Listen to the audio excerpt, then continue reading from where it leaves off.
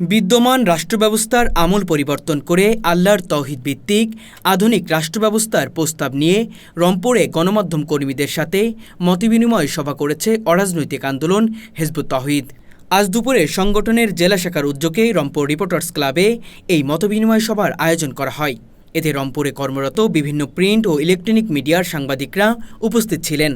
সবাই মূল প্রতিপাদ্যের উপর বক্তব্য রাখেন সংগঠনের যুগ্ম সাধারণ সম্পাদক ও দৈনিক বজ্রশক্তির সম্পাদক ও প্রকাশক এস.এম. শামসুল হুদা। তিনি বলেন, যে দেশে রাজনৈতিক অশান্তি, অর্থনৈতিক দুর্বৃত্তায়ন ও বিচার বিভাগের অপারগতা চলছে, তার মূলে রয়েছে ব্রিটিশ উপনিবেশিক আমলের চাপিয়ে দেওয়া ব্যবস্থা।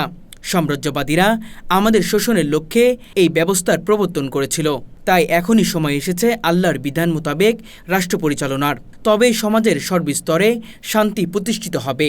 একজন রিকশাওয়ালা একজন মানুষ, তাকে সম্মান করি, শ্রদ্ধা করি, যে তাকে যদি আপনি চান যে তুমি সচিবের সাথে দেখা করে আসো, সে কি পারবে? সে কিন্তু পারবে না।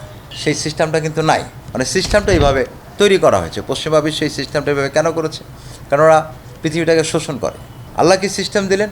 আল্লাহ সিস্টেম দিলেন যে ডিসি সে তার নিকটস্থ মসজিদে 5 ওয়াক্ত নামাজ পড়াবে। অর্থাৎ এখানে জনগণ আর শাসকের মধ্যে কোনো ডিফারেন্স রাখা হয়নি।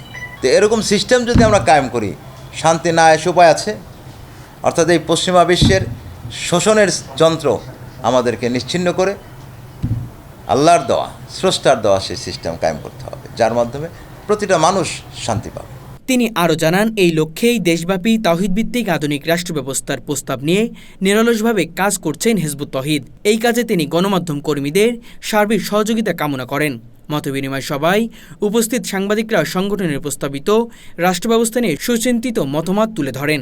এ সময় আরও বক্তব্য রাখেন হিজবুত তৌহিদের রংপুর বিভাগীয় সভাপতি আব্দুল কুদ্দুস শামীম। বর্তমানে এই ব্যবস্থাগুলো আমাদের যারা ধর্মগুরুরা রয়েছেন, আমাদের হুজুররা রয়েছেন, ওনারা এটা দিতে ব্যর্থ হয়েছে। ওনারা সারা জীবন ওয়াজ করেন সুদ হারাম, কিন্তু সুদের বিকল্প ব্যবস্থা ওনারা কিন্তু তুলে ধরতে পারেনি।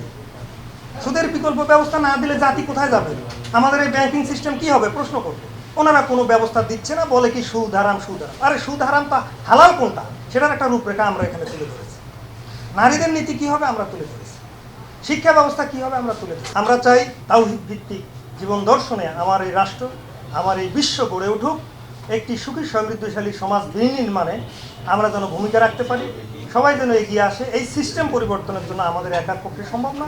সাবেক সভাপতি আশেক মাহমুদ, জেলা সভাপতি আবুল কালাম আজাদ রুবেল, সহসভাপতি আব্দুল ওহাব মিন্টু সহ অন্যান্য স্থানীয় নেতৃবৃন্দ। মতবিনিময়ে রংপুর রিপোর্টার্স ক্লাবের সভাপতি ও ৭১ টিভির ব্যুরো প্রধান বায়েজিদ আহমেদ, সাধারণ সম্পাদক মিজানুর রহমান লুলু, যুগ্ম সাধারণ সম্পাদক ও গাজী টিভির প্রতিনিধি আজম পারভেজ, সাংগঠনিক সম্পাদক ও সময় টিভির প্রতিনিধি আব্দুর রশিদ জীবন, ডিবিসি নিউজের সাংবাদিক আমিরুল ইসলাম, দৈনিক প্রথম খবরের বার্তা সম্পাদক ও সিনিয়র সাংবাদিক তহিদুল ইসলাম বালা সহ ক্লাবের অন্যান্য সদস্যরা উপস্থিত ছিলেন।